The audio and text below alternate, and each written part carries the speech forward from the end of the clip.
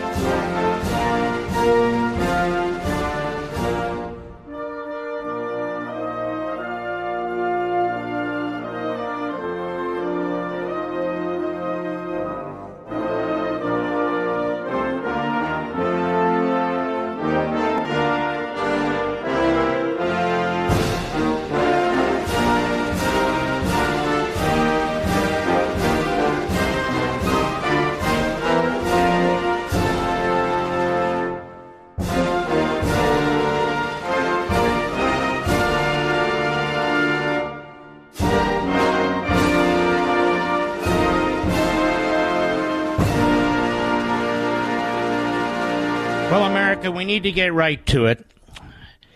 And this is the benefit of talk radio in the long-form format. We're going to do something a little different this evening. I always do, but this is especially so.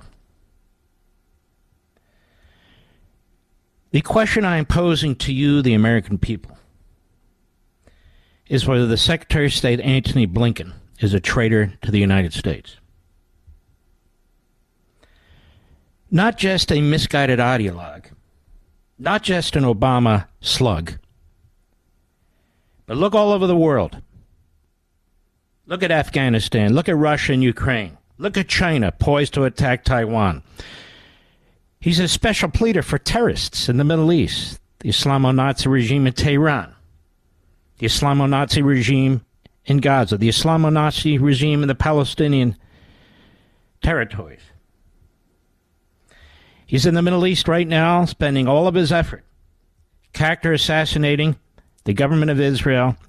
And today he said something that is even beyond the pale, that the Jews were dehumanized on October 7th, and they shouldn't dehumanize the Palestinians.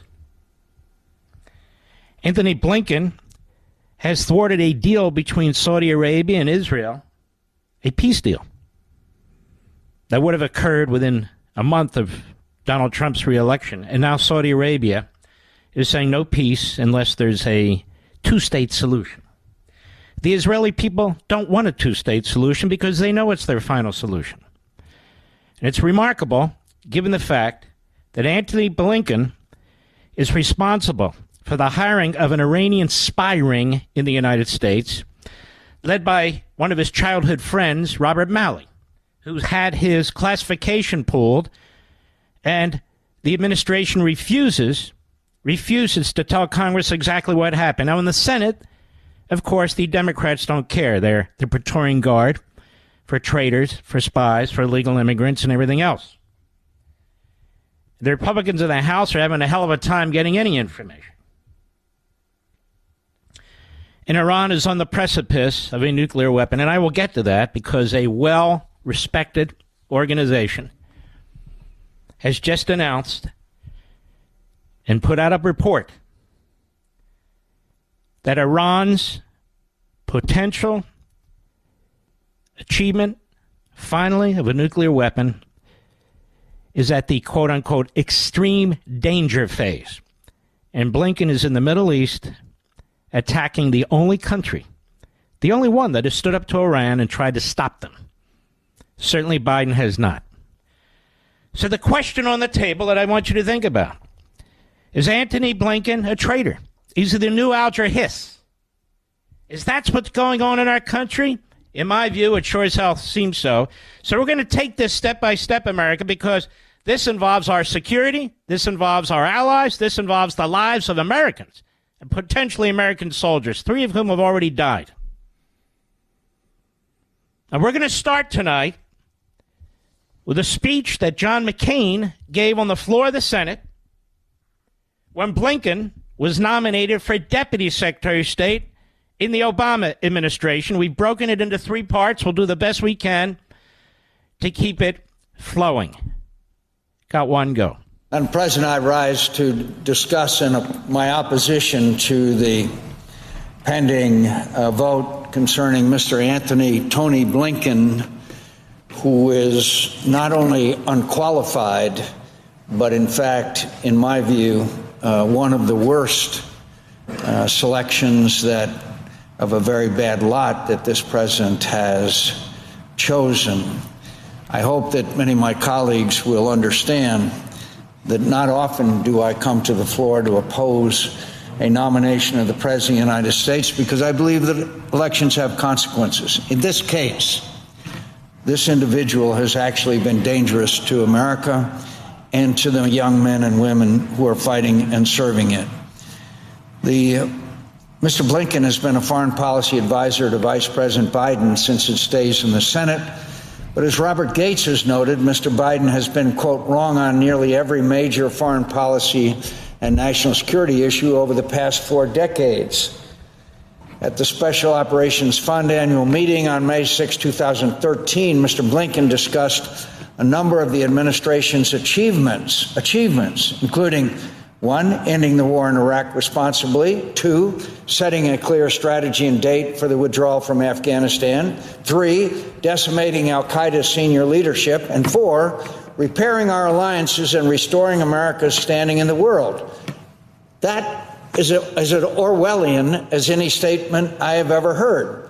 Each and every issue, the conditions are a far cry from the so-called achievements that Mr. Blinken describes.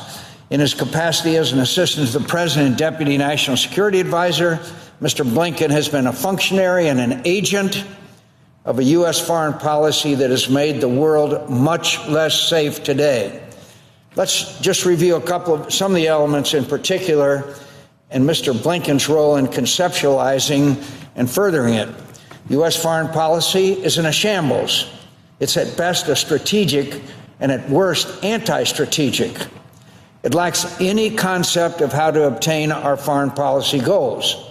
This has led to countless foreign policy failures, including the continued slaughter of the Syrian people by President Bashar al-Assad, the Russian reset that culminated in President Putin's invasion of Ukraine, the betrayal of our key allies, especially in Central Europe, not to mention Israel, failing to achieve a status of force agreement that would help to maintain Iraq's security and stability, following similarly unwise strategies in Afghanistan.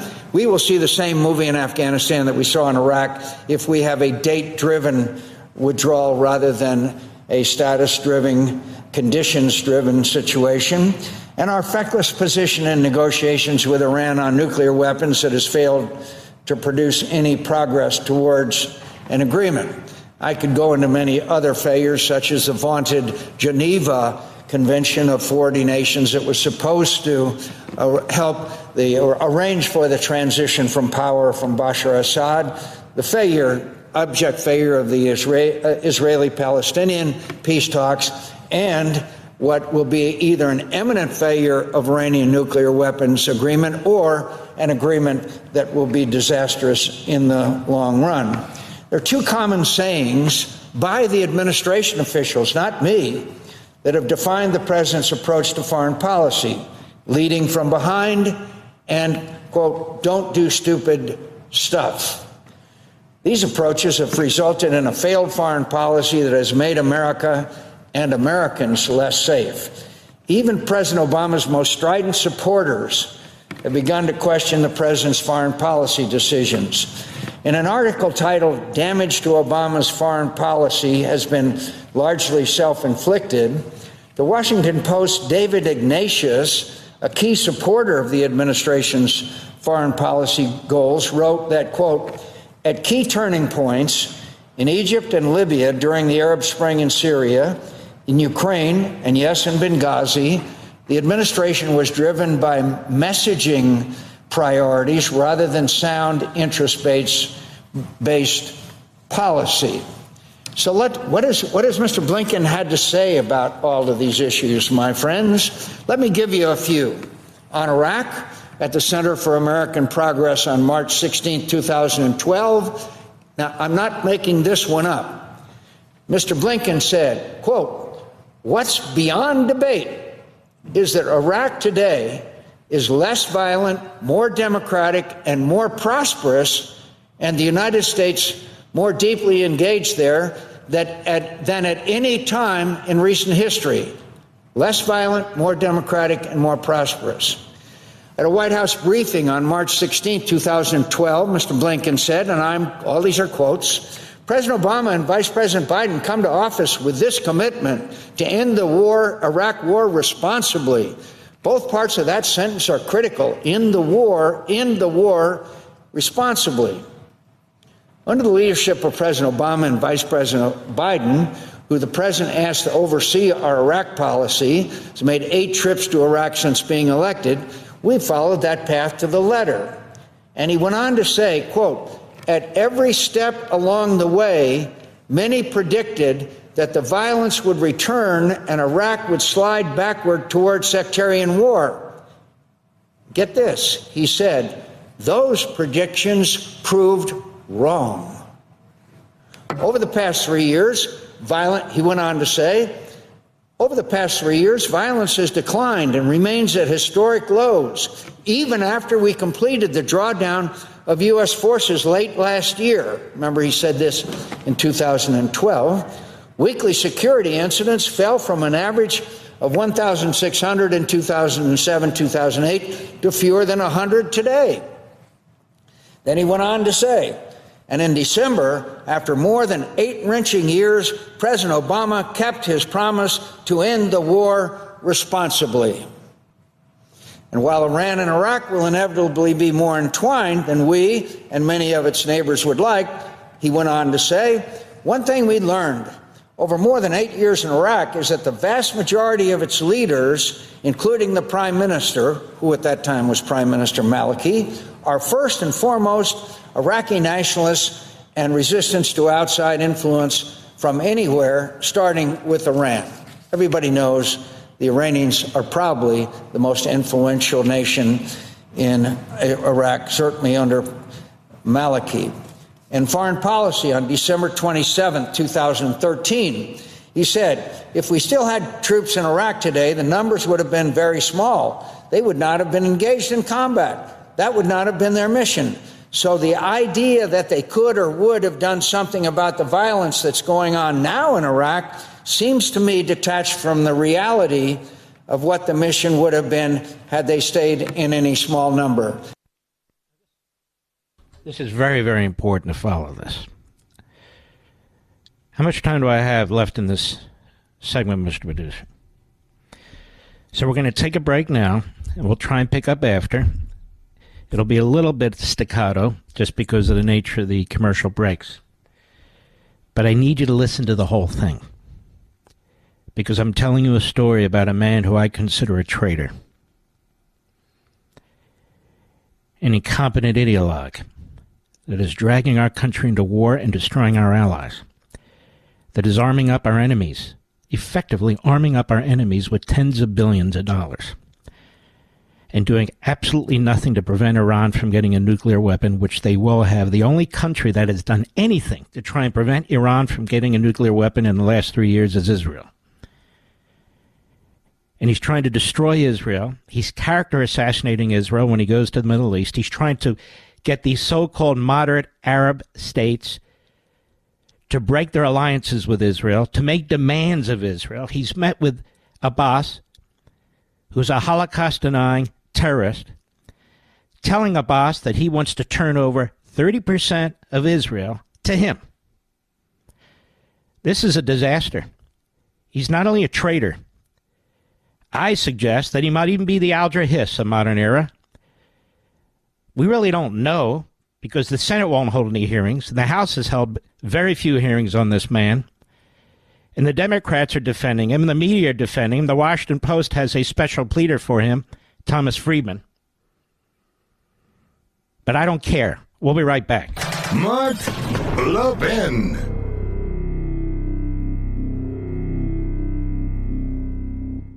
Folks, by the time you finish listening to this message, the U.S. government will print $8,300 in new money. That's every minute. That's $276 new dollars every single second. Money that won't go to defending our nation or improving our roads. It's wiping away the value of your dollar and your savings. I'm Mark Levin, and I have warned Americans about this crisis. That's why I'm recommending to all my listeners, diversify in precious metals while you still can. And the only gold company I strongly support is Advantage Gold, a 5-star rated gold company. They can educate you with the real facts, including why gold may be the single best investment of this decade. Call them right now, folks. 800-900-8000. It's that simple. Tell them Mark Levin sent you, and they'll provide you with a 100% free Golden Shield Wealth Plan to show you exactly how to get started investing in gold right now. Don't wait until it's too late. That's 800-900-8000. 800-900-8000. Call them and remember to tell them you heard it from me, Mark Levin. Performance may vary, of course. Past performance is not necessarily indicative of future results. You should always consult your financial and tax professional. In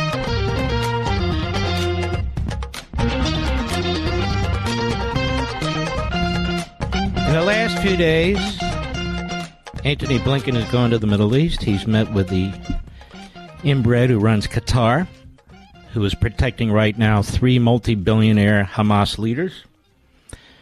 Qatar, which was one of the great funders of Hamas and terrorism, to put pressure on Israel. Not to put pressure on Iran. Not to build a coalition against a nuclearized Iran. Against Israel. He met with Abbas for the second or third time, who is a terrorist, who funded the terrorist attack against the Israeli Olympians in 1972, denies the existence of the Holocaust, and announced 48 hours ago that any government that he would oversee would include Hamas, the Islamic Jihad, and other quote-unquote resistors. Antony Blinken met with him today.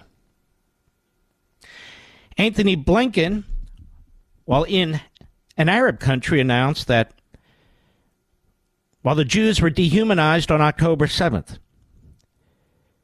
the Jews need to be careful not to dehumanize the Palestinians. That is pretty sick. In fact, that is contemptible. And he's done more and he has said more. This man is a traitor. He has led the effort to fund Iran. He has made excuses for Iran. He's a special pleader for Iran. He hired a man, Robert Malley, who is, in so many ways, like his father, an Iranian regime mouthpiece, who in turn hired 3 people, at least 3 people, one of whom was having regular backdoor communications with the regime in Iran. Malley himself was quickly removed. His classification was removed. It's a big secret. We don't know about it. Because in my view, there was some kind of spy ring taking place here. So he's not only a traitor. This is analogous to Alger Hiss. And he doesn't even speak up about Iran and the nuclear weapon. You're going to wake up one day and they're going to say, okay, we got our nuke. More when I return.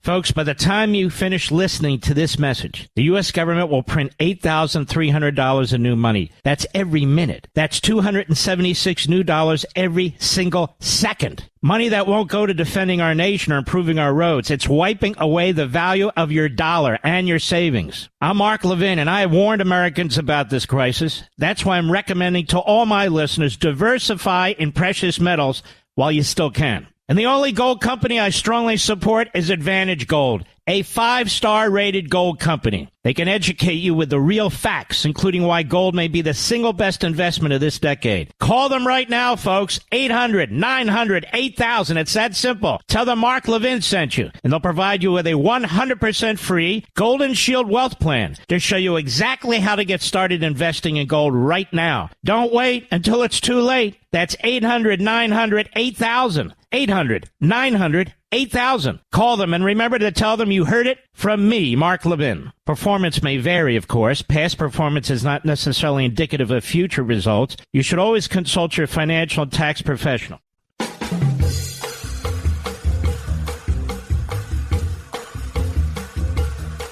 right, let's pick up where we left off with McCain on the floor of the Senate exposing the traitor.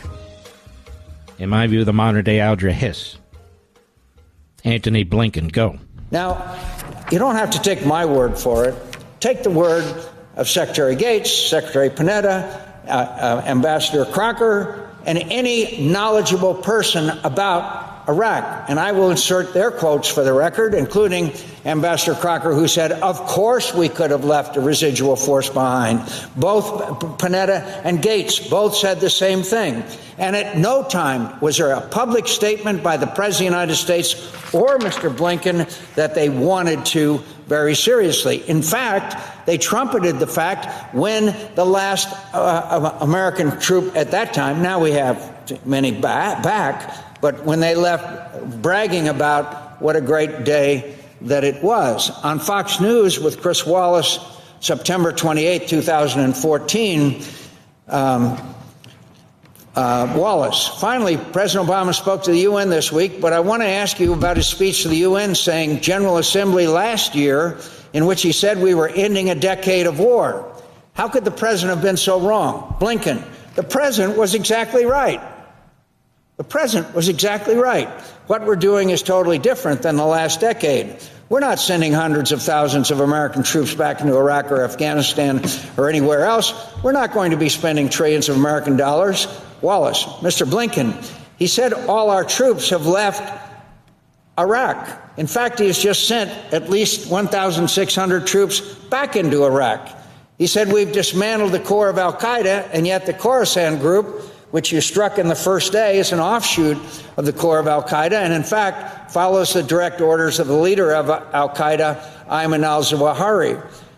Blinken, Chris, they fled because we were so successful. Keep playing, but you see, ladies and gentlemen, what McCain is pointing out is these are pathological liars who are lying about what's taking place and lying about what they've done.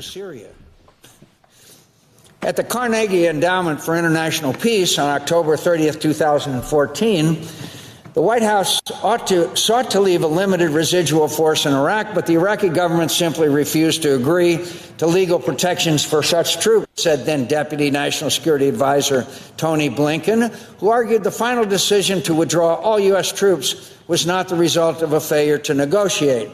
Quote, it's something we worked very hard, he said, but after a 10-year occupation, the Iraqi body politic did not want us to stay in Iraq. That's what happened. We were focused on acting on ISIL and the threat that it posed more than a year before the fall of Mosul. But the problem began to outrun the solution, fueled by the conflict in Syria, Iraqi reluctance, and renewed sectarianism in Iraq in advance of elections with politicians on all sides playing to their bases. You know, I mean, this statements like these, I mean, they are so divorced from reality. One can. They're such friggin' liars about everything, whether it is the border, whether it is Trump, whether it is the economy. And he's pointing out, look what they're lying about in the Middle East. Go ahead. And by the way, here's what Ryan Crocker said on Iraq. We got the other one. As a quote, as a former ambassador to Iraq 2007-2009, do you think it was a mistake not to push hard for the status of force agreement with Iraq before the U.S. pullout? I would remind my colleagues, Ryan Crocker, probably the most respected member of our diplomatic corps in America alive today. He said, I do. We could have gotten that agreement if we'd have been a little more persistent, flexible, and creative. But what really cost us was the political withdrawal. We cut off high-level political The political withdrawal. Everything about Biden now, foreign policy is about politics. It's about Dearborn, Michigan. That's what it's about. Dearborn, Michigan. One visit Go ahead. prior to this current crisis, mainly to lecture the Iraqis on how bad they were being for facilitating Iranian weapons systems to Syrian President Bashar Assad, and we left them to their own devices, knowing that left to their own devices, it would not work out well. So you have Mr. Blinken's comments and juxtapose them with those of Ambassador Crocker. Here's what Leon Panetta, Democrat, Secretary All right, of let's Defense said. let's phase this out. The poor guy's trying to make the case against Blinken. He makes an overwhelming case against Blinken that he's a liar, a fraud, a fool, that he's dangerous to America, he's dangerous to our troops, he's dangerous to our allies, even points out Israel, points out Ukraine. And say what you will about John McCain, in that speech he was absolutely 100% prescient. Prescient. Now I want you to hear the Prime Minister of Israel. Believe it or not, ladies and gentlemen, he's the elected chief executive and commander-in-chief of a country called Israel. Blinken wasn't elected. Biden wasn't elected. Thomas Friedman wasn't elected. Joe Scarborough wasn't elected. Netanyahu was, which is why they trash him, try to destroy him, try to imprison him, lie about him, libel him. Because what they're really doing, while they're focused on him, they're really focused on the Jews in Israel. This is the way they hide their anti-Semitism. This is the way Sanders and Tlaib and self-hating Jews like Friedman hide their anti-Semitism, their hate for the state of Israel. Now I want you to listen to Netanyahu today via a translator. Go ahead, Mr. Producer. Now, for the day after, I would like to clarify that the day after is the day after Hamas. Not part of the Hamas, not half Hamas, but the entire Hamas. And I said to the Secretary of State, Blinken, that after we eliminate them, we will ensure that the Gaza Strip will be demilitarized forever. There is only one strength and power that can ensure that demilitarization. It is only the State of Israel and the IDF. They will act wherever and at any time that is necessary so that the terror will not be visible once again. This is Churchill. This is Churchill, modern-day Churchill, who's standing up to Iran, to the terrorists, the Islamists, and unfortunately, the United States President, Secretary of State, and the United States Department of State. He's the only one. Go ahead. One will be able to continue financing terror and teaching their children such hatred. Yes, we will have to exchange UNRWA and bring other people in their place. And I spoke to the Secretary of State about that. We are standing at a historic turning point. Either we could go towards light or towards Is this the full speech or not, Rich? We'll go to the full speech. Let's do it. Tonight, I want to speak to you about total victory. Our security and the prospects of peace in the Middle East depend on one thing: total victory over Hamas. At the start of the war, I outlined 3 goals: destroy Hamas, free the hostages, and ensure that Gaza doesn't pose a threat to Israel anytime in the future. Achieving these goals will ensure Israel's security and pave the way for additional historic peace agreements with our Arab neighbors. But peace and security require total victory over Hamas. We cannot accept anything else. Can you imagine what will happen if we don't have total victory? Hamas leaders have already pledged they'll repeat the October 7th massacre over and over and over again. No nation can accept that. We certainly won't. Without total victory, Iran and its terror proxies, Hamas, Hezbollah, the Houthis, and others, will be emboldened to subvert moderate states in the Middle East. They'll threaten the entire free world. Only total victory will prevent that. And total victory is within our reach. Israel's military achievements are truly unprecedented. As John Spencer, head of urban warfare at West Point, noted, it took the United States and its allies 9 months to defeat ISIS in Mosul. Mosul is a single city smaller than Gaza, doesn't have any terror tunnels, and it had only 5,000 terrorists.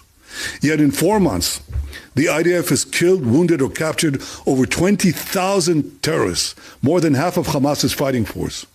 We've shattered 18 out of 24 Hamas battalions, and we're mopping up the remaining terrorists with ongoing raids. Our soldiers are systematically destroying the massive underground terror tunnels. Hamas believed this was an impregnable network. Yet our brave soldiers are now physically inside these tunnels. They're demolishing rocket factories, weapon stockpiles, command and control centers, and what Hamas thought were unreachable safe houses. Now I have to tell you, we were repeatedly told by many in the international community that all this simply couldn't be done. They said that a ground offensive would not be effective, that we couldn't enter Gaza City because it would be an abominable death trap, that we couldn't go into the hospitals that served as Hamas headquarters without inflicting massive civilian casualties, and that we couldn't enter the underground terror tunnels because nobody could. Yet our brave soldiers proved them all wrong on all counts. Many also argued that Israel's military campaign would scuttle our ability to release the hostages. Well, they were wrong on this one too. Military pressure led to the release of 110 hostages, and only continued military pressure will bring home the remaining hostages. Our soldiers are now in Khan Yunis, Hamas's main stronghold. They'll soon go into Rafah, Hamas's last bastion. They will do so, as they've done up to now, by providing the civilian population safe passage to safe zones. And they'll do so in spite of Hamas's evil attempts to stop the civilians from leaving at gunpoint.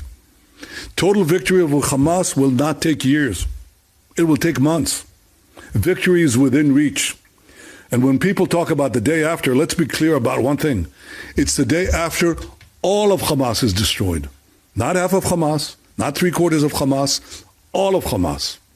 And once Hamas is destroyed, we need to verify that Gaza is demilitarized, that we stamp out any attempt at the resurgence of terror. And history has shown that only Israel can do this by having overriding security control over Gaza. What does that mean? It means that Israel will be in Gaza or act in Gaza at any place, at any time that is necessary to ensure that terrorism doesn't rear its ugly head again. Gaza must have a civilian administration staffed with those who do not support terrorism, fund terrorism, or indoctrinate their children with terrorism in the goal of destroying Israel. In fact, we should seek the very opposite, that school children in Gaza will be educated towards peace, that they'll be educated towards coexistence. Now, grant you, this will take time. But we've seen it happen in other parts of the world and in the Gulf states themselves. We would welcome the participation of moderate Arab states in creating a different and better future for Gaza. This would also require that UNRWA, which perpetuates the Palestinian refugee problem, whose schools indoctrinate Palestinian children with genocide and terror, and from whose ranks sprang a dozen terrorist murderers who participated in the October 7th massacre, this UNRWA must be replaced by responsible aid agencies. We're at a pivot of history where the region can go either in the direction of light or in the direction of darkness. We won't allow Iran's forces of darkness to win. Our security and the future of the Middle East require total victory. Total victory over Hamas can bring us additional gifts of peace. Our doctrine of peace through strength has already brought us the Abraham Accords. Total victory will help us bring more historical peace agreements. Hamas is the obstacle blocking a better and more peaceful Middle East, and it's threatening Israel's security. The pressure of the world should be on destroying Hamas as quickly as possible, and not on preventing Israel from doing so. All those who yearn for peace should support our quest for total victory. Total victory for our security, total victory for peace in the region, total victory to secure our common future. Don't you wish we had a president like this? This is why Biden hates Netanyahu. This is why the enemies within our own country, the Hamas wing of the Democrat Party, Tlaib, Sanders, Omar, these lowlives, these anti-Semites, these Marxist anti-Americans, This is why the pages of the New York Times, which has blood on its hands, covering up the Holocaust, doing so on behalf of Franklin Roosevelt. This is why they trash Netanyahu left and right. Joe Biden, Joe Scarborough, the Biden whisperer, day in and day out trashes Bibi Netanyahu because he's strong, he's not weak. He won't capitulate. He stands up. And this is why I am furious with those Republicans who voted the other day, yesterday, to deny this commander-in-chief, the Churchill of our time, the ability to acquire munitions manufactured by Americans, by American companies in the United States, so that they can defend themselves and continue to do the heavy lifting with their flesh and blood. Because God knows Biden is funding the Iranians. He is worse than appeasing the Iranians. He's rearmed them. They're now attacking our troops. And I'm going to give you more on Blinken, the Alger Hiss part of Blinken, when we come back. I'll be right back. Mark Levin.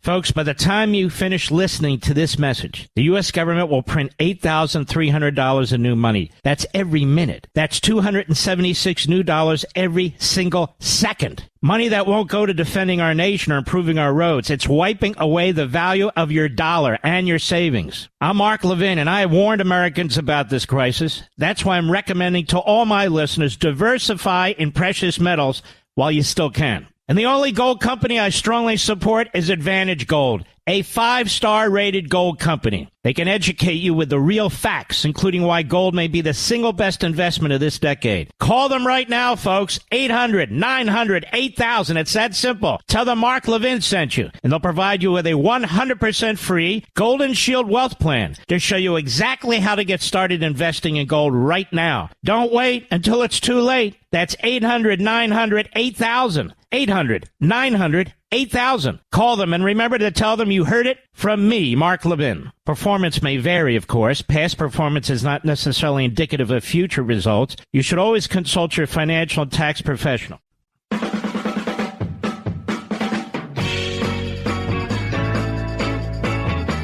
The American media is so corrupt that if this particular media were around during World War II, I believe we would have lost to the Third Reich and the axis of evil. If Joe Biden were president then, I believe he would have sued for peace with the Third Reich, with Imperial Japan and fascistic Italy. Oh, I do. This crowd is worse than Neville Chamberlain. They're actually arming the enemy. They're funding the enemy while trying to starve our ally with the help of certain boneheads in Congress. I want to talk to you when we come back, as Tablet writes, Lee Smith, the great reporter, high-level Iranian spy ring busted in Washington. Well, what is that? What is that under our Secretary of State, Antony Blinken? Was he not aware of this? Was he not aware that they were backdooring us on nuclear discussions? Oh, he was well aware. You need to know about what's going on in your country, folks. Now, we already talked about impeachment, and we're not done with that. We've already talked about these issues with this outrageous rogue Biden court. We've talked about it, and we will again. But right now, I want to tell you what's going on in the belly of the beast and how it can destroy us and our allies. This segment of the podcast is exclusively sponsored by Pure Talk. Pure Talk offers great coverage and can save your family money on your wireless bill every single month. Go to puretalk.com to find the plan that's right for you. Thank you again for listening, and thank you so much for this sponsorship, Pure Talk. He's here. He's here. Now, broadcasting from the underground command post, Deep in the bowels of a hidden bunker, somewhere under the brick and steel of a nondescript building, we've once again made contact with our leader, Mark Levin. Welcome back, America, as we go through one of the most important shows I've ever done in 21 years. And we will have the first hour available to you, not only on marklevinshow.com, but also on Rumble and on YouTube, as we will this hour. I do want to say one thing directly to Antony Blinken. Sue me. Sue me. You won't be able to sue me in Washington, D.C. You have to sue me in Florida. So you won't have a bunch of radical left-wing Obama, Biden judges to help you. But sue me. Sue me for libel. I've spent a lot of my life in the law, most of it. Litigation, the Constitution. And what that would allow me to do, America, is to pursue discovery. Every document, every text, every phone call, a myriad of depositions, government information, cables that apparently Congress is unable to obtain, but I would be able to obtain. I want to see it all. And I have the ability to finance it all. And I would spend every damn penny I have to expose this rat's nest that is destroying our country and our allies. Every damn penny. I would hire a phalanx of lawyers who are every bit as aggressive and determined and brutal in the courtroom as I am. And I will get every shred of piece of information, and I will counterclaim. I tell you what, I salivate over this. Do it. Do it. And I'm not done. I've discussed with you to some extent, and you've heard from others about Blinken, the traitor. And there's so much more. But I can't do a Jerry Lewis telethon here. There's not enough time for that. But there's been a lot of writing about this Iranian high-level spy ring that was in Washington, D.C. What are you talking about, Mark? Isn't it amazing? Jake Tapper never covered it. Andrea Mitchell never covered it. The Morning Schmo and the Schmoites, they don't cover it. They don't care. I care. New York Times, Maggie Haberman, it's all Trump all the time. Lee Smith is an intrepid investigative reporter. He writes for The Tablet, among other places. Title of his piece from a little over a year ago, High-Level Iranian Spy Ring Busted in Washington, D.C. What? Never heard of this? What? It wasn't on cable TV? What? Wasn't on talk radio? What? The trail that leads from Tehran to D.C. passes directly through the offices of Robert Malley and the International Crisis Group. Who's Robert Malley? We've talked about this. Boyhood buddy of Antony Blinken. Malley's father was a terror sympathizer and a Marxist. And Blinken thought this should be our special envoy negotiating with Iran over our nuclear weapons. Folks, this is so consequential. It is so consequential. It's too late when we have historians and writers right after the fact. Iran is going to get a nuclear weapon. I have the report right in front of me.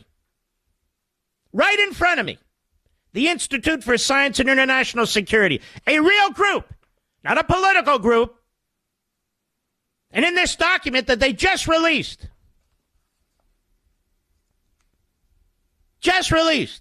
for the first time, they have a Geiger counter on Iran and nukes. For the first time, it says, we assess the situation as extreme danger. They bold it, they italicize it. And our Secretary of State is in the Middle East pounding away on Israel, funding the Iranians. Don't tell me he's not a traitor.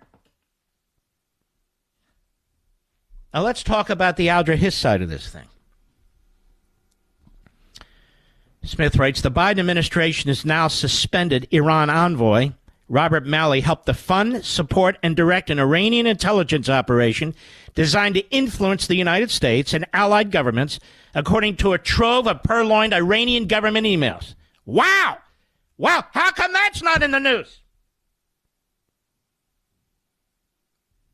The emails, which were reported on by veteran Wall Street Journal correspondent Jay Solomon, writing in Semaphore, and by Iran International, the London-based emigre opposition outlet, which is the most widely read independent news source inside Iran, were published last week, a little over a year ago, after being extensively verified over a period of several months by two outlets, both of those outlets. They showed that Robert Malley had helped to infiltrate an Iranian agent of influence named Ariana Tabatabai into the most sensitive positions in the U.S. government. First at the State Department and now the Pentagon, where she's been serving as Chief of Staff for the Assistant Secretary of Defense for Special Operations, Christopher Meyer. How does this happen? I'm just reading the story.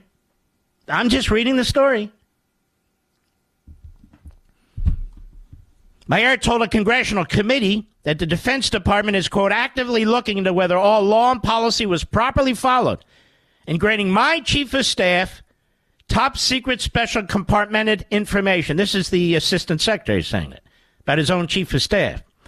The emails, which were exchanged over a period of several years between Iranian regime diplomats and analysts, show that Tabatabai was part of a regime propaganda unit set up in 2014 by the Iranian Foreign Ministry. The Iran Experts Initiative, IEI, tasked operatives drawn from Iranian diaspora communities to promote Iranian interests during the clerical regime's negotiations with the United States over its nuclear weapons program. Now, certainly Antony Blinken has read this by now, right? Blinken did this. Though several of the IEA operatives and others named in the emails have sought to portray themselves on social media as having engaged with the regime in their capacity as academic experts, or in order to promote better understanding between the U.S. and Iran, none has questioned the veracity of the emails, writes Lee Smith. And the contents of the emails are damning, showing a group of Iranian-American academics being recruited by the Iranian regime, meeting together in foreign countries to receive instructions from top regime officials, and pledging their personal loyalty to the regime, to the emails. They also show how the operatives use their Iranian heritage and Western academic positions to influence U.S. policy toward Iran, first as outside quote-unquote experts, and then from high-level U.S. government posts. Both inside and outside the government, the efforts of members of this circle were repeatedly supported and advanced by Robert Malley, who served as the U.S. government's chief interlocutor with Iran under both the Obama and the Biden administrations. And again, he was appointed to this envoy position by Antony Blinken. Malley is also the former head of the International Crisis Group, ICG, which directly paid and credentialed several key members of the regime's influence operation. The IAEA, according to a 2014 email from one Iranian official to one of Iran's lead nuclear negotiators, quote, consisted of a core group of 6 to 10 distinguished second-generation Iranians who've established affiliation with the leading international think tanks and academic institutions, mainly in Europe and the United States. The network was funded and supported by an Islamic Revolutionary Guards Corps official, Mustafa Zahrani, who was the point of contact between IEA operatives and Iran's then Foreign Minister, Javad Zarif. I got your attention now, America? This is happening in the Biden administration. This is happening in the Blinken Department of State. It's not the first time in our history. According to the correspondence, the IEI recruited several U.S.-based analysts, including Tabatabai, Ali Vaez, and Dina Efskadiri, all of whom willingly accepted Iranian guidance. These Middle East experts were then subsequently hired, credentialed, supported, and funded by Robert Malley and the ICG, where he was president from January 2018 until January 2021, when he joined the Biden administration. Malley was also ICG's program director for Middle East and North Africa before the Obama administration tapped him in February 2014 to run negotiations for the Iran nuclear deal. All roads lead to Obama.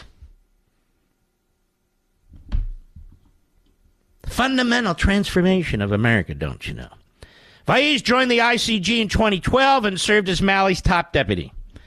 Emails quoted in the stories show that even once in government, Malley directed Vaez's actions at the ICG, sending him to Vienna, where the Iranian and U.S. teams had nuclear negotiations. Quote, following the order of his previous boss, Malley, Ali Vaez will come to Vienna, Zarani reported, wrote Zarif in an April 3, 2014 email. Who from our group do you instruct to have a meeting with him? Vaez wrote Zarif directly after the Iranian foreign minister expressed dissatisfaction with the ICG report on Iran. Quote, as an Iranian based on my national and patriotic duty, wrote Vaez in an October 2014 email, I've not hesitated to help you in any way, from proposing to Your Excellency a public campaign against the notion of nuclear breakout to assisting your team in preparing reports on practical needs of Iran.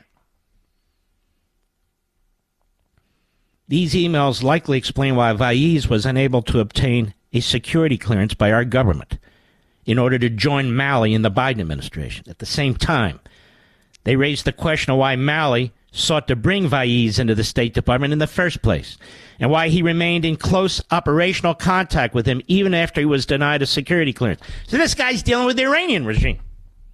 After the Iran deal, formerly known as the Joint Comprehensive Plan of Action, JCPOA, Obama's sellout to Iran, after it was finalized in July 2015, the ICG hired another IEI operative as a consultant, Adnan Tabatabai, not to be confused with the Pentagon official Ariane Tabatabai. Now, like Vaez, Adnan Tabatabai also pledged to dedicate his efforts to the Iranian regime. Sounds like Omar, who's pledged to represent Somalia in Congress, another terrorist regime. Stick with me. In an email from 2014, as the agreement was being negotiated, Adnan Tabatabai wrote to Zarif about the foreign minister's meeting in Vienna with IEI operatives, quote, as you will have noticed, we are all very much willing to dedicate our capabilities and resources to jointly working on the improvement of Iran's foreign relations. Iran is our country, so we too feel the need and responsibility to contribute our share. When I say we, I mean the very group you met. This is in our government and government-associated organizations.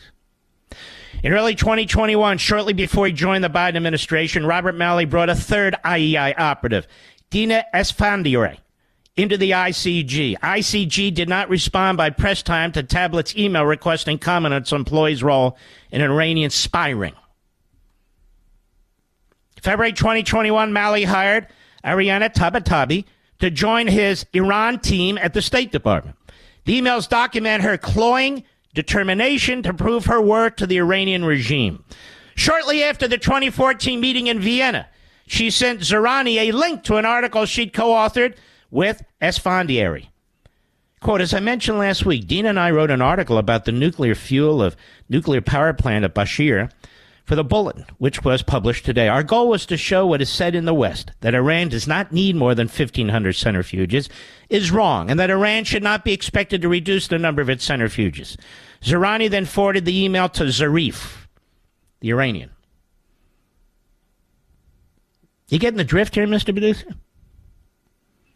All this back and forth with the Iranian regime in the State Department under Antony Blinken.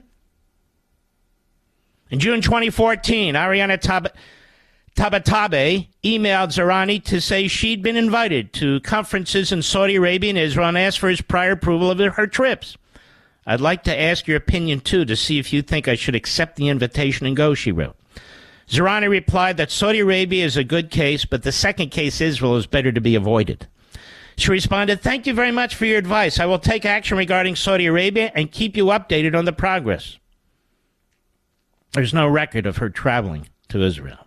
A month later, she again wrote Zarani, asking for additional instructions. She'd been invited to join academic experts Gary Samori and William Toby to brief House members on the Foreign Relations, Armed Services, and Intelligence Committees. I'm scheduled to go to Congress to give a talk about the nuclear program, she wrote, the IRGC official. IRGC, that's the enemy. That's the Iranian military. I will bother you in the coming days. I will be a little difficult since both Will and Gary do not have favorable views of Iran. Zarani forwarded the email to Zarif. Ariane Tabatabi's correspondence with Zarani offers clear evidence that Malley's protege was an active participant, writes Lee Smith, in a covert Iranian influence campaign designed to shape U.S. government policy in order to serve the interests of the Iranian regime. Her request for guidance from top Iranian officials, which she appears to have faithfully followed, and her desire to harmonize her own words and actions with the regime objectives, are hardly the behavior of an impartial academic or a U.S. public servant, that is. Tabatabi's emails show her enthusiastically submitting to the control of top Iranian officials, who then guided her efforts to propagandize and collect intelligence on U.S. and allied officials in order to advance the interests of the Islamic Republic. Does Congress have no interest in this whatsoever? Has the Democrat Party seriously become the party of Iran? More when I return. Mark Levin.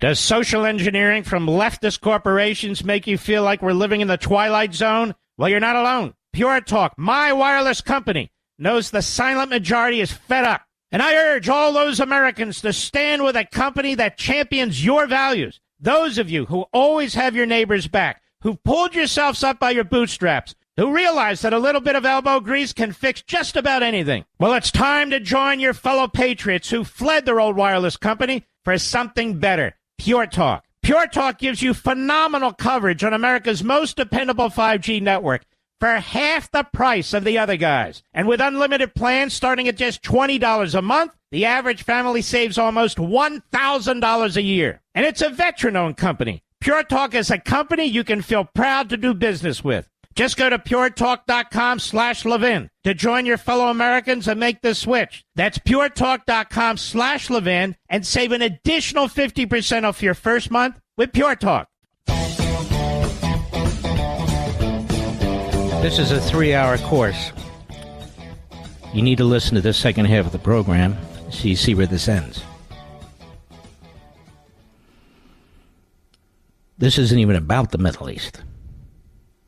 This is going on in the United States Department of State.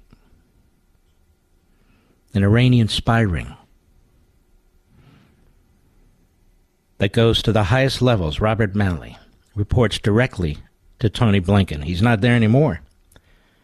You want to know why we haven't hit Iran proper yet? For what it's done to our troops? You want to know why over $100 billion directly and indirectly flowed into Iran to rearm Iran? Do you want to know why the Biden administration, and especially the Secretary of State, keeps trashing Israel, trashing the Prime Minister of Israel? Why the vast majority of Democrats last night voted against a single bill to fund Israel? You want to know why? I'm telling you why. Right here. More when I return. Does social engineering from leftist corporations make you feel like we're living in the Twilight Zone? Well, you're not alone. Pure Talk, my wireless company, knows the silent majority is fed up. And I urge all those Americans to stand with a company that champions your values. Those of you who always have your neighbors back, who pulled yourselves up by your bootstraps, who realize that a little bit of elbow grease can fix just about anything. Well, it's time to join your fellow patriots who fled their old wireless company for something better, Pure Talk. Pure Talk gives you phenomenal coverage on America's most dependable 5G network for half the price of the other guys. And with unlimited plans starting at just $20 a month, the average family saves almost $1,000 a year. And it's a veteran-owned company. Pure Talk is a company you can feel proud to do business with. Just go to puretalk.com/Levin to join your fellow Americans and make the switch. That's puretalk.com/Levin and save an additional 50% off your first month with Pure Talk. America's most powerful conservative voice. The Mark Levin Show. Dial in now. 877-381-3811. I could spend the show talking about the reprobate Al Green being rolled out of the hospital to vote and so forth. How many times do you want to hear that? I'm talking about a dire and grave threat to the United States from within, empowering an enemy from without. Used to be that these were marquee headline stories. Now I'm the only one even talking about them and backing them up. So Lee Smith at the tablet goes on about the high-level Iranian spy ring busted in Washington right there in the Department of State, and part of it's in the Department of Defense. And you heard these various names. What you need to understand is you have people asking the regime, the foreign minister and his advisors over there in Iran, what words to use, who they should meet with. That we're with you, that we support you, that we represent you. Smith writes, it seems likely that by the time of her appointment to the Pentagon Special Operations Office, Tabatabay's covert activities on behalf of the Iranian regime were well known in the Biden administration and intelligence circles, certainly by the Secretary of State, you would think. Quote, the hoops you have to jump through to get a bare-bones top-secret clearance, even without compartments of special access programs, are enormous, says Thoreau. They grill you on your foreign contacts with any foreign government, raise more red flags than Bernie Sanders' honeymoon, he says. Contacts with senior officials from enemy governments, classified as non-frat governments like Russia, China, Cuba, and Iran, are in a different category altogether. What would normally be totally disqualifying? So somebody had to intervene and wave her through. I'll find out in Discovery. I will find out if this traitor Blinken wants to challenge me in court. There's also the fact that as early as 2014, as Tablet has reported, the Obama administration was spying on Israeli officials and their contacts within the United States, including U.S. lawmakers and pro-Israel activists. You remember that?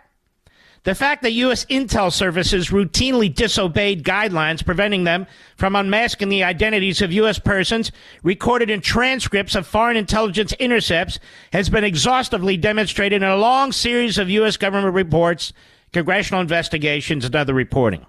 Since Zarif's communications, that's the foreign minister, and the IRGC's communications, that is the military wing of the Islamonazi regime, were also collected. U.S. officials would have known about the IEI, and about the names of those working on behalf of Iran, such as Fayez and Tabatabai. Thoreau suggests that a range of U.S. authorities would have likely known about Malley's involvement with the IEI as well. And then Malley, remember, appointed by Blinken, Blinken's boyhood friend, would have been well aware of what they knew. Quote, when I was on the National Security Council, the National Security Agency would call to alert me when my name had popped up in a conversation among bad actors, Thoreau recalls.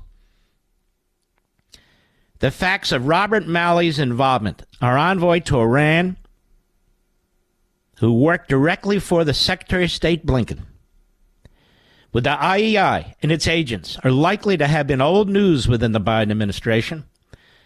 The impending publication of the IEI emails, remember this a little over a year ago, is likely the reason why Malley was put on leave in April and had his security clearances suspended. And as news of emails and their impending publication circulated in Washington, the administration moved him to the sidelines before Republican officials had the chance to demand his head on a spike.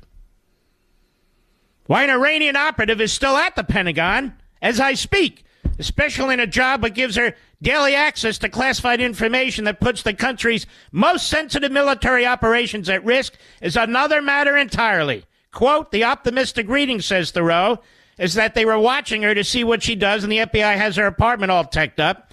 But to be an optimist, you have to believe the FBI is clean, rather than see this as a huge counterintelligence failure.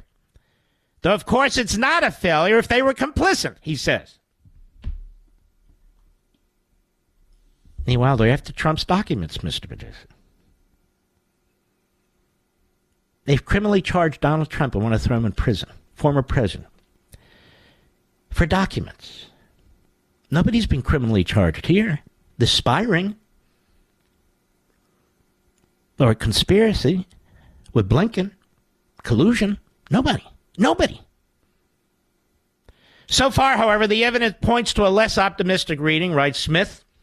The Biden administration allowed Malley to push an Iranian agent into sensitive national security positions because she was the best equipped to carry out the administration's own policy. That is, to appease a terror regime with American blood on its hands. And it's doing it right now, damn it! Because the number of American officials who want to be responsible for protecting Iran's nuclear weapons program is limited. The White House went outside the federal bureaucracy for someone who is well connected to the regime and would relish the job of advancing the regime's interest, an Iranian spy. Congress needs to demand the Biden White House make Malley and Tabatabai available to testify immediately. It must also press to interview the security officials who buried evidence of her covert activities, putting her in a position to endanger the lives of American civilians and special forces operators. It's time to find out why the interests and now the personnel of the Iranian Death to America regime intersect so frequently with those of America's own ruling party. Hasn't been done yet. When Antony Blinken goes to the Middle East, he's a special pleader for Iran. He never mentions Iran. When our military hits Iranian surrogates, it gives them a heads up. It delays.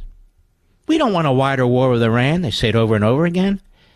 They don't hit main sites in Iran. I saw the great General Jack Kane on the Fox the other day. He was absolutely fantastic about, well, this is what we ought to do. You want to put an end to this, but they won't. And if it causes Americans to die, so be it. If Israelis are fodder for the terrorists, so be it. And you will notice when Blinken goes to the Middle East, he's there for one reason, not to organize a coalition to protect you and me, America, from an Iranian nuclear missile, but to try and destroy and usurp the one man who's standing between Iran and us, Benjamin Netanyahu. There's nobody else in the world. There's no president.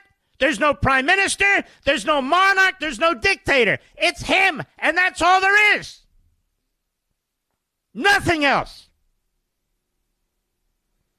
Which is why they hate him and hate Trump. We had a high-level Iranian spy ring in our country, in the Department of State, under our envoy to Iran, who was appointed by Blinken and rubber stamped by Biden. No accountability whatsoever. Virtually no media reporting whatsoever. And it gets worse. It gets worse. But before I explain that, you better stick with me, because this affects you. Your children, your grandchildren. It affects you. Because I'm going to drop the next shoe. Stick with me, folks. Stick with me. I'll be right back. Mark Levin.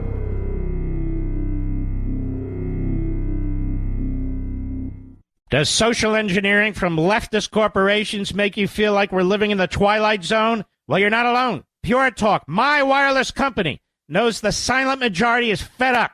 And I urge all those Americans to stand with a company that champions your values. Those of you who always have your neighbors' back, who pulled yourselves up by your bootstraps, who realize that a little bit of elbow grease can fix just about anything. Well, it's time to join your fellow patriots who fled their old wireless company for something better. Pure Talk. Pure Talk gives you phenomenal coverage on America's most dependable 5G network for half the price of the other guys. And with unlimited plans starting at just $20 a month, the average family saves almost $1,000 a year. And it's a veteran-owned company. Pure Talk is a company you can feel proud to do business with. Just go to puretalk.com/Levin to join your fellow Americans and make the switch. That's puretalk.com/Levin and save an additional 50% off your first month with Pure Talk. I'm not done, folks. Now, I'm not playing a typical talk radio show host trick. In fact, I never do that. But I have a little bit more that's going to go beyond this segment. So rather than chop it up, I'm going to wait till the beginning of the next hour. In hour 3, which is always a powerful hour anyway. And I should also tell you that after the first segment in hour 3, we're going to have our friend Tim Scott on the program, who's just fantastic. He's getting better by the day. And if President Trump did pick him as his running mate, he could do a lot worse. And I know there's a lot of very good people out there, so I don't want to say one or the other. I'm just saying he would be quite special. I want you to hiss to Tlaib. Tlaib is the representative of Islamic Jihad, Hamas, Hezbollah, and all the other terrorist organizations in the Middle East. Take a listen to this. Mr. Producer, go. Here we go again. Sending $17.6 billion U.S. tax dollars with no conditions attached to Netanyahu's extremist government to drop more bombs on innocent Palestinians. The Israeli government has already killed 27,000 people. 11,500 of them were children. I'm tired of my colleagues. That's a lie. She knows it's a lie, but she doesn't care. She's a Democrat, and she represents terrorists and Islamists in the United States Congress. Go ahead. I don't really like Netanyahu. Well, then why are we sending him billions of dollars with no conditions? He literally is telling us over and over again what his intention is. I'm tired of my colleagues coming and whispering to me, Rashida, I support two-state solution. Great. Then send money that conditions for a two-state solution, because Netanyahu has over and over again told us. Shut up, you commie bastard. God almighty. She represent Dearborn, Michigan? I think she does. I could be wrong. Oh, and don't criticize Dearborn, Michigan, just because the imams are Jew haters. Wow. So many of them anyway. They're on the internet. Go ahead and look at it. I want to thank Newsbusters who had the guts to post some of it. Don't talk about jihadis and Dearborn. Come on, Mark. That's not nice. That's not fair. As Jews all over the country who go to colleges and universities that they help fund are hiding in place. They have to take off their Star David. They have to take off their yarmulkes. They have to hide the fact that they're affiliated with these Hillel organization and so forth. Oh, yeah. But Dearborn is jihadi central. I thought they were proud of it. Ladies and gentlemen, educate yourselves. Who cares what the media say? Don't be intimidated. Don't be threatened. I'm not. In any way. Come hell or high water. You go on the internet and you look up Dearborn, Michigan, and you look at the video that's there. You go to Memory. You go to camera.org. You go to Newsbusters. You go anywhere you want. It's all over the place. All over the place. And this is Joe Biden's base. It's his base.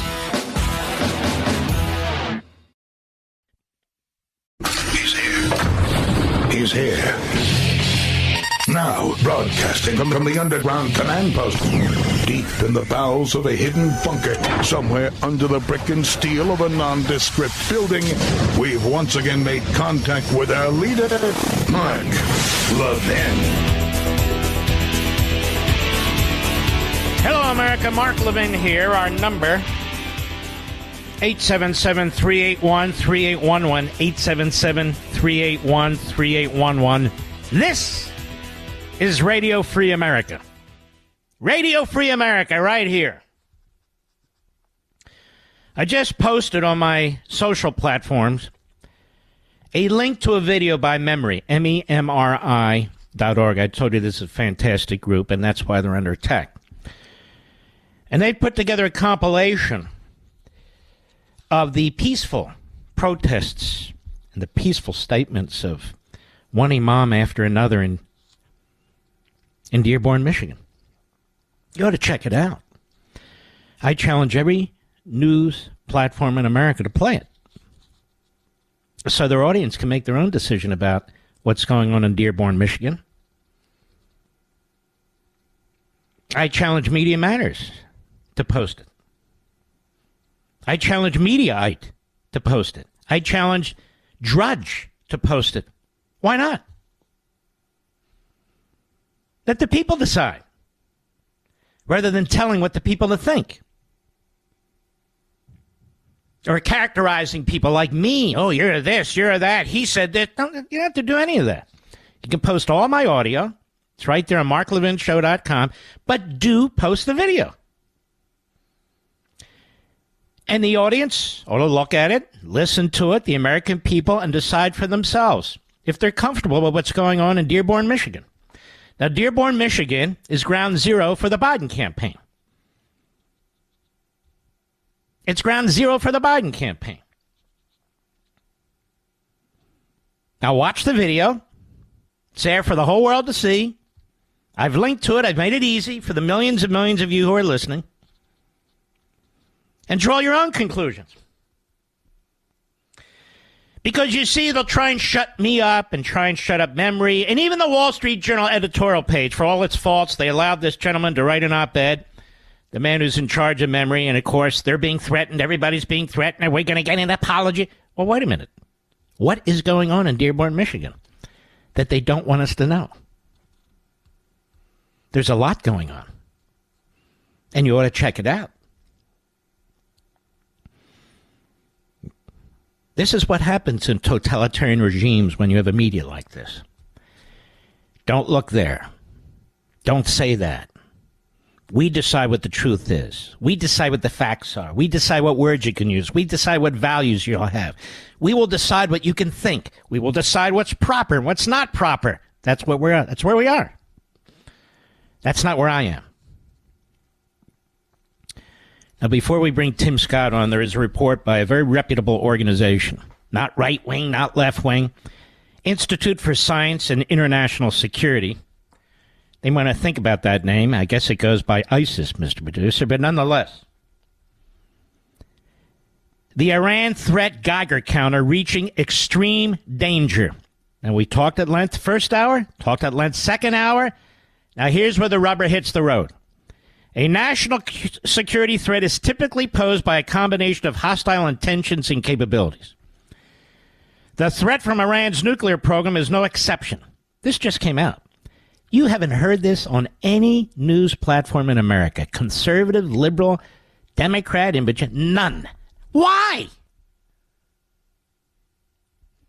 The Iran threat Geiger counter from the Institute for Science and International Security measures on a regular basis Iran's hostile actions and intentions toward the United States and U.S. allies and its capability to turn those hostile intentions into action, the potential or actual construction of nuclear weapons.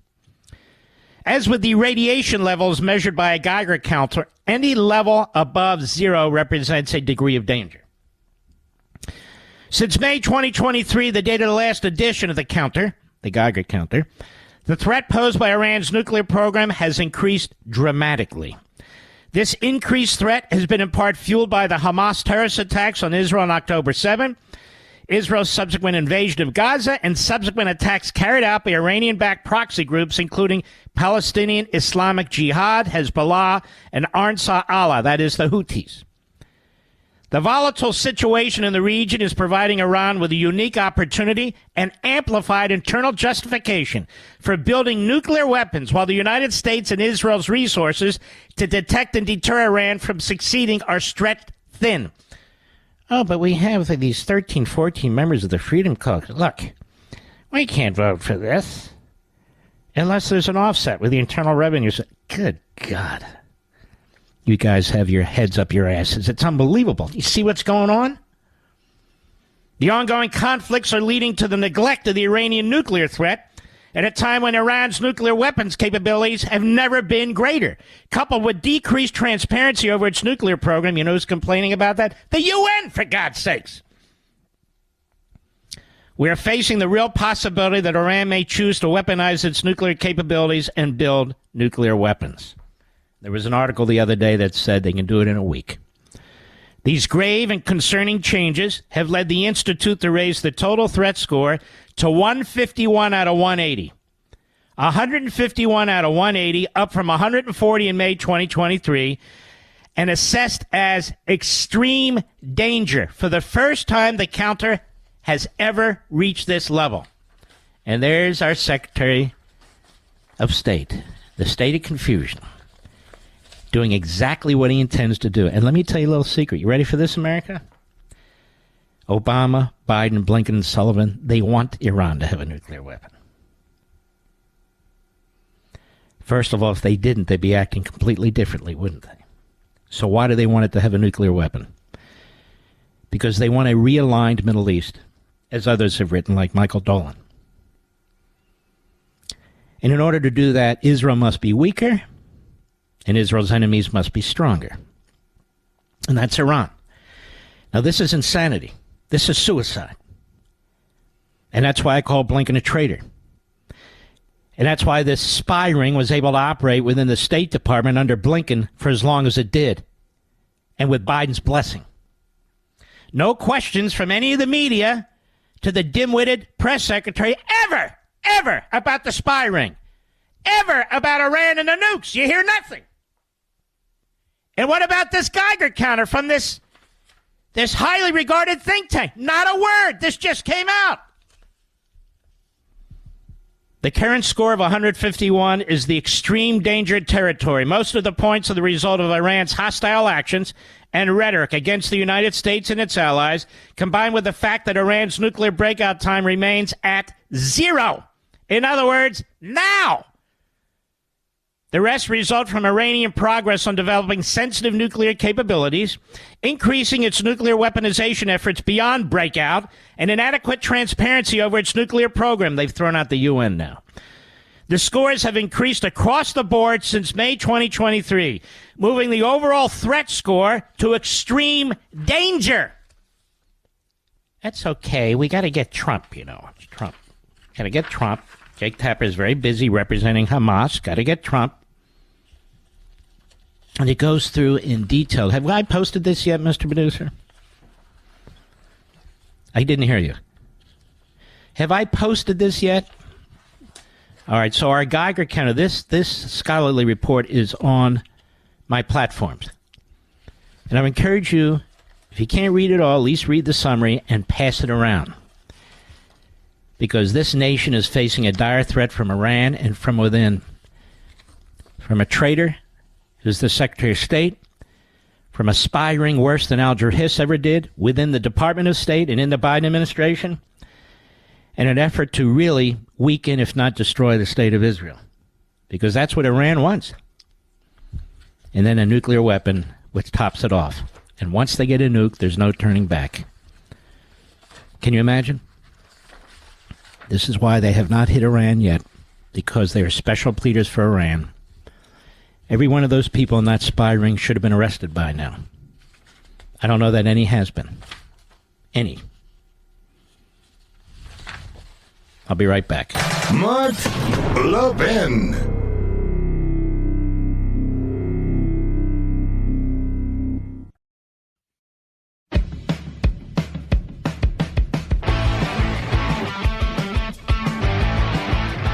Let me just say this before we go to our great friend, Senator Tim Scott. There will be an effort, I don't know when, to try and shut me down and shut down this show. There will be. It'll be concerted. And we'll see what media platforms crumble under that. There will be some that will. But I ain't going anywhere. And we have our friend Senator Tim Scott. You know, Senator Scott, it would seem to me you've known Nikki Haley a long time, and when you're running against nobody in Nevada and you lose by a crushing defeat where nobody gets over 60% and you get something in the 30s, don't you think it's time to hang it up? Mark Levin, I tell you, I've always said it. I said it about you on the air. I said it when you're not listening to me. I said it when you're nowhere in the same state. You just speak the truth. The bottom line is a very simple bottom line, Mark. When you lose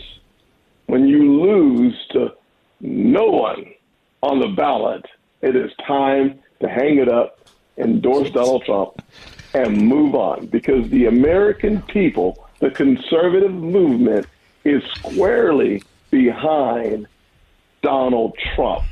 Undeniable, unequivocal, time for us to focus on the disaster called Joe Biden, the disaster of terrible foreign policy, the disaster of failing economics for poor people, middle-class Americans, working-class Americans, people working paycheck to paycheck, and a disaster for our allies.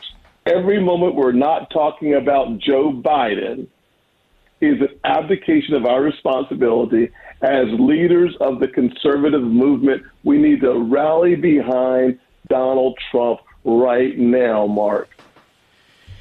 I mean, she's embarrassing and humiliating herself. She's going on TV and she's saying, you know, the Republicans need to have bipartisan legislation. We don't need to have bipartisan legislation if the legislation is even worse than the problem. What kind of thinking is that? Think about it, Mark. You're 100% right, Mark. The truth is, on the current bill that was being proposed that I voted against today, and it failed, thankfully, it would allow up to 5,000 illegal immigrants in our country every day. 365, the number of days in a year, except for this is leap year, Mark. That's 366. That's another 5,000 on top of last year on average. That's 1.8 million illegal immigrants. To codify that as law is to make us complicit with the liberal progressive party that wants open borders. We cannot be that party. I don't want to associate myself with a party that says illegal immigration, the greatest invasion in American history, is brought to you by Republicans and Democrats. Count me out.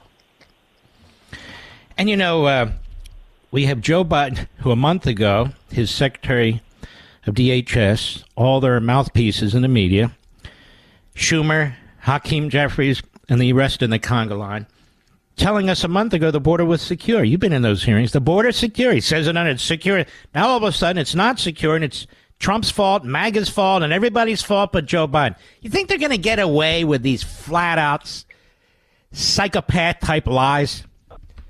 You know, the good news is when you look at the polls suggest, polls don't vote, but they suggest that Donald Trump has taken the lead in the battleground states because Americans like common sense, and they're turning away from the national media that seems to be in lockstep with Joe Biden and his reelection. Think about the fact in Georgia, in North Carolina, in West Virginia, not really a battleground state, by the way, in Ohio, in Montana, in Pennsylvania, President Trump leads Joe Biden. Why? Because the number one issue is the invasion coming across our southern border. The number one issue is whether or not Joe Biden is allowing sleeper cells to exist in our country because he allows our southern border to be wide open. I'm not suggesting he wants them. I am, however, suggesting that when you let 10 million illegal immigrants in our country, the consequence of that is putting American lives in jeopardy unnecessarily. That's why we are better off with Trump. And frankly, the number two issue is our economy. And Mark, you and I know it. People living paycheck to paycheck are being decimated under Joe Biden's Bidenomics. Inflation 18% since he's taken office. That means people living paycheck to paycheck have to make a decision of rationing medicine, rationing gas, rationing energy, rationing food. This is a real crisis for Americans. And Joe Biden wants you to believe that it's Donald Trump's fault or the Republicans' fault when he had every tool he needed to close the southern border. If Donald Trump got it done without legislation, Joe Biden can too. He refused to do so. You know, Senator, I've offered on this radio show $1 million to Joe Biden that I can prove to him that he has the power right now to begin to secure that border. $1 million. I'll use American dollars. He can use Chinese currency. He can do whatever he wants. But I'm saying $1 million on the table right now that I'm right and he's wrong. Now, I know that's not going to happen. But still, you know, I know, Biden knows and the media know that he has the power today to do this. It's a power that's been exercised for half a century, not just to secure a border, but to deport people. And one of the problems with this bill is not only the 5,000 number and all the legalese that's in there, if it hits a certain number, how many days, but there's language in there that a president can scuttle the whole thing if he thinks it's in our national security interest to have 10,000 people a day or 20,000 a day. And if Biden won't enforce the current law, what would stop him from exercising that authority under this supposed law? Not a single thing, Mark. That's the problem. You codify catch and release into our country. You make it easier for the Democrats, the liberals, the progressives, the people who don't like America as we are. You allow them to say that it was conservatives that agreed to keep the border open. It was conservatives who agreed on an asylum policy change. It was conservatives who agreed with allowing people into our country without a proper vetting system. We need to have black and white, right and wrong, left and right. We stand with common sense. We stand with the American people. We stand on closing our southern border. We stand on, let's finish the wall. Don't sell the pieces. The construction material has been sold off by the Biden administration. That does not sound like an emergency on our southern border. They're trying to literally game the American people because his poll numbers are down. This is not an actual issue of solving the problem of the border. This is solving the problem with voters. Senator, if you have time, I'd like to hold you for one more segment after the break here, because we now have Chris Christie, who says that Donald Trump cannot get elected if he's found guilty of just one felony. It's almost as if we have people in the Republican Party, the disgruntled former friends of Trump or former employees and so forth, who want him to be found guilty by these phony charges in these phony courtrooms. I want to ask you about that when we return. We'll be right back.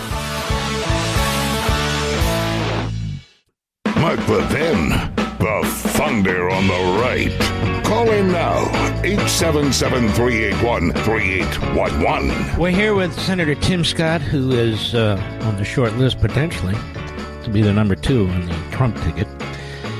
Is it not weird, Senator Scott, that we have people like Chris Christie and others actually rooting for Donald Trump to be convicted of some felony in a corrupt situation in Georgia, corrupt situation in New York, this outrageous situation in Washington and so forth? They're actually rooting for this. They want Biden to win, or they're thinking of running no labels. Maybe they should win, like Chris Christie. What do you make of that? Nothing whatsoever. Unbelievable. We need a united party behind Donald Trump. We were better off under Trump. Let me give you, Mark, 5 crystal clear reasons why we need Donald Trump. And any Republican that takes any votes away from our next president, Donald Trump, is actually leading to the destruction and perhaps the decimation of another American century. Number 1, the border. Under Joe Biden, we've had the greatest invasion in the history of the country. And since October, more than 1 million people have crossed our border illegally. Mark, we know hundreds on our national security watch list crossed our southern border. Number two, crime is devastating community after community after community. Joe Biden and the progressives have preached the gospel of defund the police. It was President Trump that restored law and order. It was President Trump that stood with respect, and we should refund the police. The poorest communities, oftentimes black people, Hispanics, are being devastated by crime. They want law and order, which means that President Trump, over 40% in the Hispanic community, over 40% of black men looking for Trump to be the next president. Number three, if you are a millennial, you cannot buy a home because of Joe Biden, high inflation, high interest rates, and low opportunity. Number four, the polarization we see in America. Joe Biden, he's the guy that said, you ain't black if you don't vote for him. Can you imagine, Mark, if that was a Republican saying that? Can you imagine the kind of disaster? No, it's unbelievable. I can't even imagine. No. And number five, Mark, believe it or not, weaponizing the justice system against political opponents while protecting your own family and Democrats has become the way of life under Joe Biden. And it gets worse. The Treasury Department, I'll say this tomorrow during my hearings, the Treasury Department has actually been using keyword searches like if you put in MAGA, if you are looking to buy a Bible, if you're going to the Bass Pro Shop, they're using keywords to target conservatives and religious people. It sounds like the Obama years when the IRS targeted Jewish groups, Christian groups, and conservatives. We cannot have the United States government weaponized against people with a conservative philosophy, Republicans, and religious communities. It is wrong. No, you're 100% right. And I want to thank you, Senator, for the way you express yourself. You've got a lot of emotion behind this. You love your country. And I want to wish you all the best. I've gotten to know you. You're really a stand-up guy. You're solid. You're principled. You come under a lot of vicious racial attacks from the left, both blacks, whites, and others. And I'm sorry about that. Others have as well. And it's really grotesque. But that said, you're very courageous. You stand up. You say what you need to say. And I want to thank you, Senator Scott. God bless you, my friend. Thank you, Mark. And thank you for those kind comments. I will say without any question, Mark Levin tells the truth. Keep listening. Thank you, Mark. God bless you, my friend. Oh, I get it. They'll come up with some excuse. It'll be okay. I'm not going anywhere.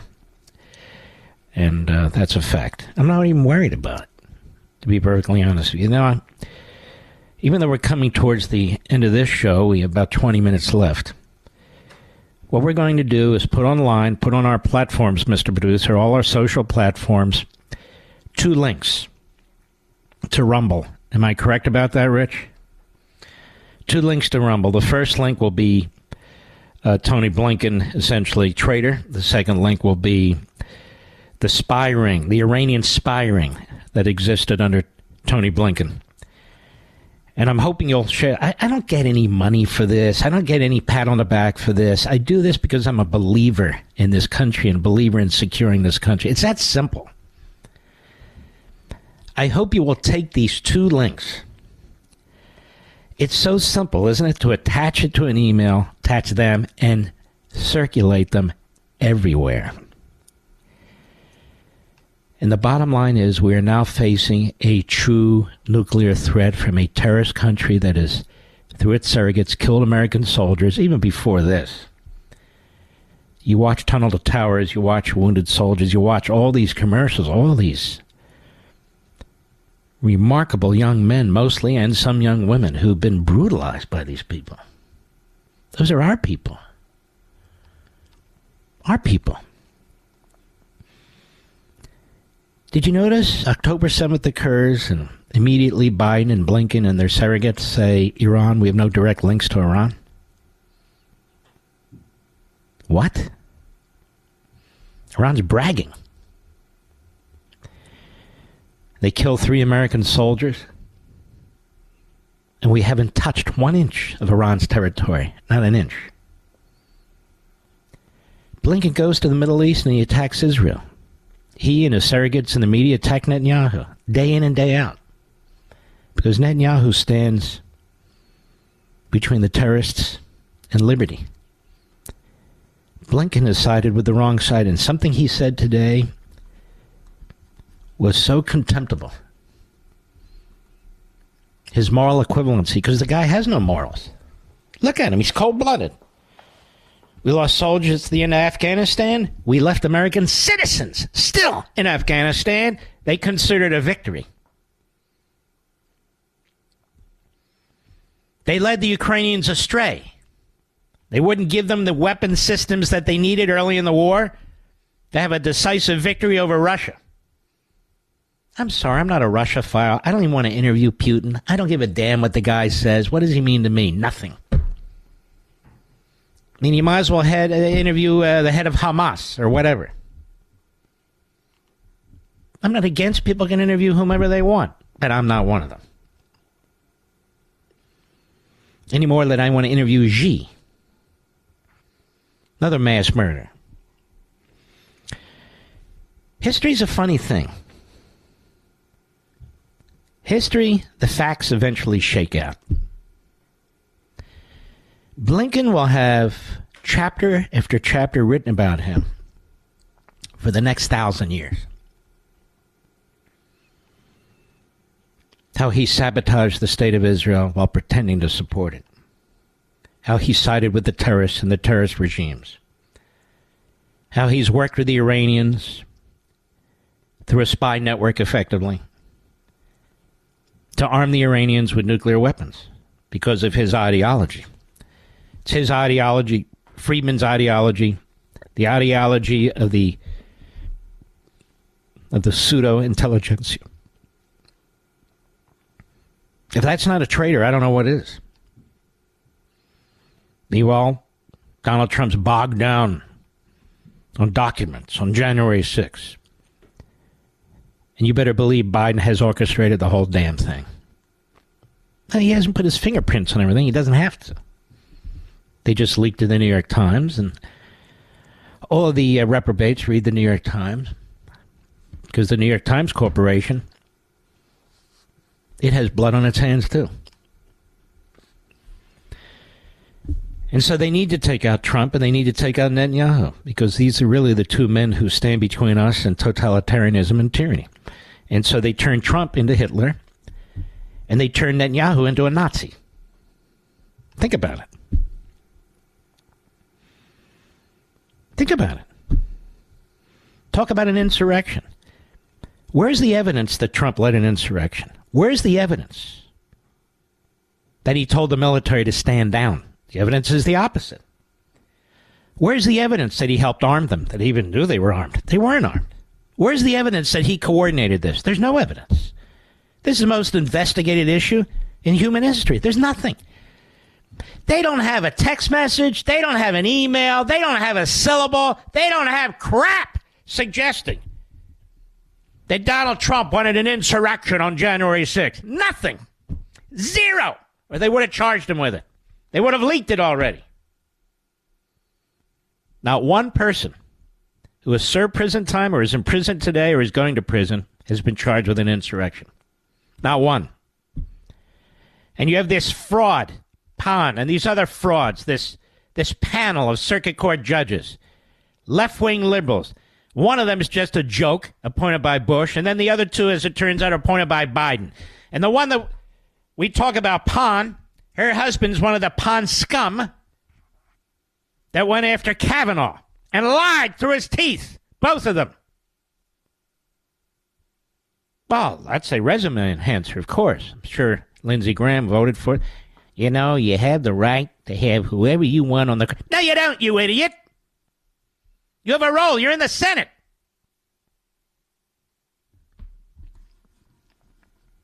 I'll be right back.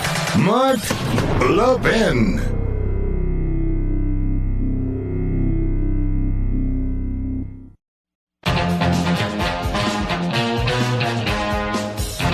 All right, Mr. Producer, to whom shall I speak? Deborah in Massachusetts on XM Satellite. Deborah, how are you? Yes, I'm good. How are you? Very well, thank you. So it's my first time calling in. I've been hearing you for like the past 2 months. No, I'm not nervous. Yes. I've been hearing you for the past 2 months, which is great. Don't know much about politics and whatever, but I've been learning, listening to you. And honestly, I am, I moved here when I was 11 years old, 1994. I was, I had to get my green card. I did everything correctly in Portugal. I'm from Portugal, Azores. And I think which, by the way, is a great country. But anyway, go right ahead. No, it is. But, I came here, my father, so his brother lived here and, used his citizenship to get us here. He did it legally. We waited literally 7 years to get to this country. When I moved to this country, I had my Social Security card, I had my green card, I had to work, I had to go to school, I didn't speak English, I did what I had to do. We came here legally. And I am pissed. Honestly, I am angry of how our country has become because, honestly, I had to become a citizen. And that's fine, but you have to live here for, back then was 5 to 10 years, and you have to be 18 years old to become a citizen. And you have to take a fucking stupid test that most Americans wouldn't even pass that test, okay? Half of the people there couldn't even speak English. I had to do all that. I had to pay Listen, that. Listen, I have to go. I want you to call back. You're exactly the kind of person that America needs, quite frankly. And your English is superb, by the way. It's better than Joe Biden's, but then again, whose isn't? So please call again. I want to salute all you heroes out there, all you patriots who took the time to listen to this 3-hour program, and I think we'll walk away knowing a hell of a lot and be very concerned. And I will see you all, thank God, all of you, tomorrow.